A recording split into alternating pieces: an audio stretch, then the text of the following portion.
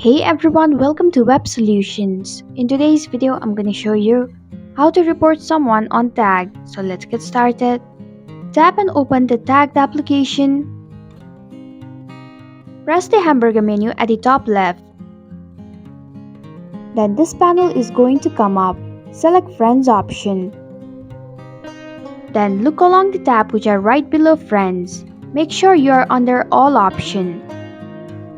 Now all you have to do is select the user that you would like to report. Once you're on the profile page of the user, tap on the report icon.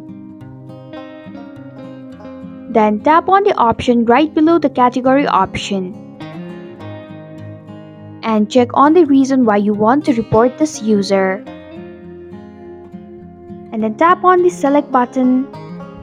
Now tap on the add detail option. And then type in the detail. Once you're done, tap on the save button. There you can find a bar which says email. Add in your email, but this option is optional. Once you're done, tap on the send button at the top right. And this is how you can report someone on Tagged. Thanks for watching Web Solutions. If you like this video, hit the like button and drop a comment with any questions or feedback. If you are new, subscribe and click the bell icon to stay updated on the future videos.